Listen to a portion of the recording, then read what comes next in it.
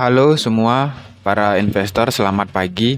Seperti biasa, kali ini saya akan bagikan review singkat perusahaan-perusahaan dengan PBV di bawah 1 ya, dengan PBV kurang dari 1. Pilihan saya kali ini adalah perusahaan PT Asahi Mas Flat Glass dengan kode emiten AMFG. Ini masuk di dalam AGC Group ya. Apa sih sekilas informasi umumnya? Asahi Glass ini adalah produsen kaca terkemuka di dunia ya, sekali lagi kelasnya dunia. Didirikan oleh Mr. Iwasaki Toshiya yang pada akhirnya memutuskan untuk mengambil tantangan produksi kaca datar domestik di awal tahun 1900. Nah, pencarian dimulai dengan sebuah situs pabrik baru bisa menawarkan transportasi air yang nyaman dan ruang untuk berkembang. Pada akhirnya, Amagasaki Hyogo dipilih sebagai lokasi untuk pabrik baru. Nah, tanah yang diperoleh pada Agustus 1907 menjadi tempat lokasi Amagasaki, di mana Asahi Glass ini lahir pada tahun 1970-an. Oke. Sebelum lanjut, semua informasi ini sudah ada di websitenya Asahi Mas dan di masing-masing aplikasi sekuritas kawan-kawan ya.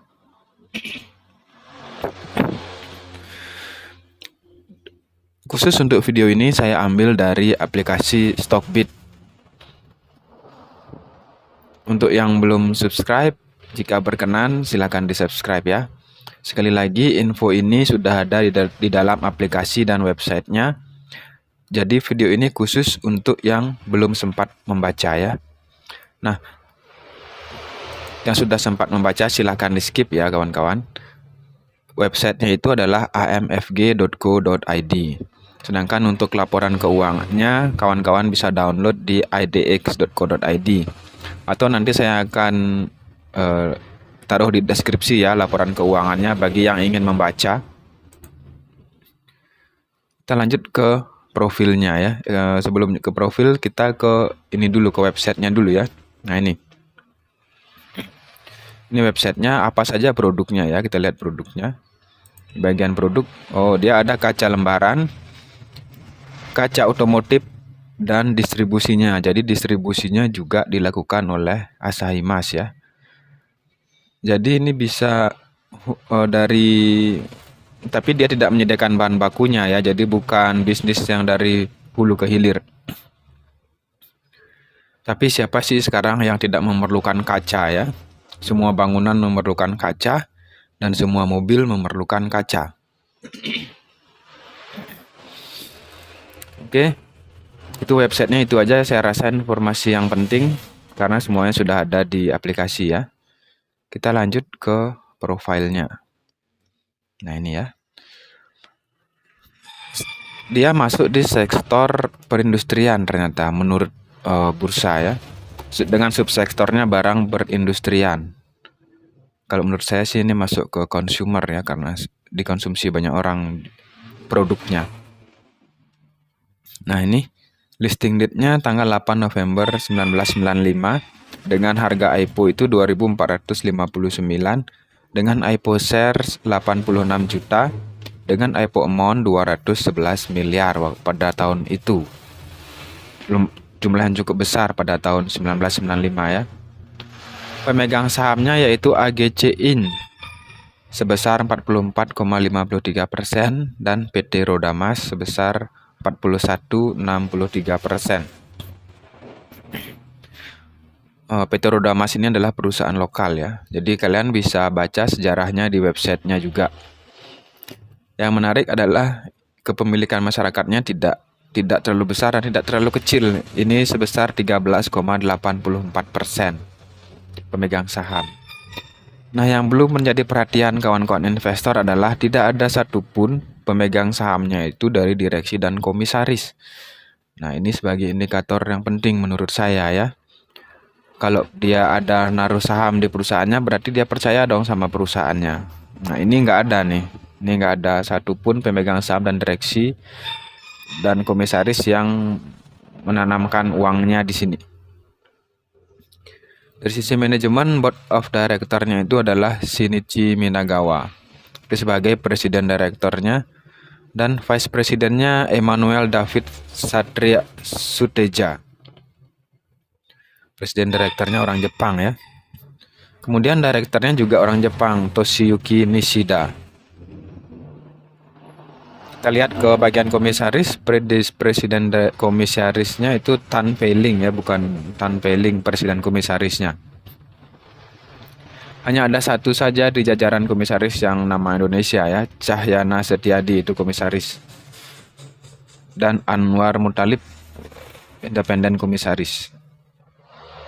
Jadi orang-orang luar aja yang berada di jajaran manajemen. Kita lanjut ke faktor kunci. Faktor kunci dari pertumbuhan ini semua menunjukkan pertumbuhan ya, tidak ada yang minus. Jadi mereka semua bekerja kawan-kawan. Semua karyawannya bekerja. Jadi saya nggak baca detail ya, bisa dilihat di aplikasinya. Kemudian di aliran kasnya, itu kita lihat dia punya free cash flow di trailing 12 month. Di setahunkan itu dia punya, ketika kita setahunkan dia punya free cash flow 982 miliar. Cukup besar ya cash flow-nya. Maksud saya cukup besar dia punya free cash flow dan nganggur. Di neracanya total ekuitasnya itu 3.669 miliar ya, sama dengan 3 triliun. Perusahaan cukup besar nih kawan-kawan, perusahaan besar malah nih kawan-kawan ya. Kita lihat di laba rugi, lanjut net income-nya dia itu 352 miliar dan gross profit-nya 714 miliar. Revenue-nya itu 2.687 miliar, jadi dia penjualannya 2 triliun. Mantap nih. Dividen, kita lihat dividen payout ratio-nya itu 10,90%. Besar ya. Bagi yang penyuka dividen layak diperhatikan emiten ini. Nah, terakhir dia dividen ex-date-nya itu 27 Juni 2022. Pantas saja di bulan-bulan itu harga sahamnya naik tinggi. Kemampuan mencari keuntungannya atau profitability-nya semua positif. Oke, saya nggak bacain ya. Silakan kawan-kawan cek aplikasinya. Kemampuan mencari keuntungan tidak ada yang perlu menjadi perhatian. Semuanya bagus. Dan hutangnya, rasio hutangnya, debt to equity ratio-nya 0,69% per quarter ini. Jumlahnya cukup kecil ya, sehat perusahaannya ini. Hutangnya sedikit. Per share-nya itu free cash flow per share-nya itu ada 2.261,56.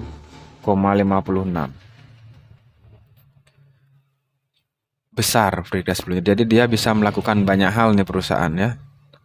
Kita lihat current book value per share-nya, harga nilai buku sahamnya itu, nilai buku sahamnya ada di harga 8.454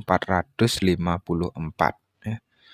8.454 nilai bukunya, sedangkan sekarang dia diperjualbelikan di harga 4.900-an. Oke, kita lanjut ke valuasi. Saya akan bacakan current price to book value-nya saja. Current price to book value-nya saja itu 0,58 ya. PBV-nya 0,58. Jadi di bawah 1 ya kawan-kawan. Kita lanjut ke grafik. Grafik 1 tahun itu menunjukkan penurunan. Tapi jika kawan-kawan menyimpannya selama 1 tahun, kawan-kawan sudah profit 27,27%. Sekarang harganya 4.900. Sedangkan untuk grafik 3 bulannya itu menurun. Jika kawan-kawan menyimpan selama 3 bulan, kawan-kawan sudah rugi nih, floating loss. Oke, grafik 3 bulannya. Kita lanjut ke keuangan. Itu dari grafik keuangannya ini dia menunjukkan penurunan hutang. Dari tahun 2021 ke 2022 adanya penurunan hutang dan asetnya malah bertambah. Oke. Bagus nih perusahaannya. Kita lihat dari sisi arus kasnya, dia apa namanya ini? Oh sorry, laba rugi dulu, laba rugi. Kita lihat laba ruginya lumayan ya, bagus. Kita lanjut ke bid offer. Bid offernya cukup tipis kawan-kawan. Jadi jika kawan-kawan ingin masuk dalam jumlah besar di sini, mohon diperhatikan lagi ya keluar masuknya. Insidernya menarik sekali, tidak ada kegiatan dilakukan oleh pemegang saham. Tidak ada hal yang jual beli yang dilakukan oleh pemegang saham utama ya. Kita lanjut ke broker summary. Broker summary 3 bulanan, saya ambil datanya dari bulan Juli sampai September, itu menunjukkan adanya big akumulasi. Kawan-kawan bisa ikutan ya harusnya. Ikut aja akum ya. Kemudian data PBV 3 tahun terakhir itu pernah di angka 1. PBV-nya pernah menyentuh 1 tapi nggak lama. Tapi dia pernah ke 1 kawan-kawan, dan terendahnya sempat di 0,2 0,3 ya. Data PBV-nya. Kemudian data PE-nya itu tertinggi, PE-nya di 6. Nah, sekarang lah PE tertingginya selama 3 tahun terakhir ya. Jadi mohon hati-hati ya dan diperhatikan. Oke, sekian dari saya. Semoga info ini bermanfaat.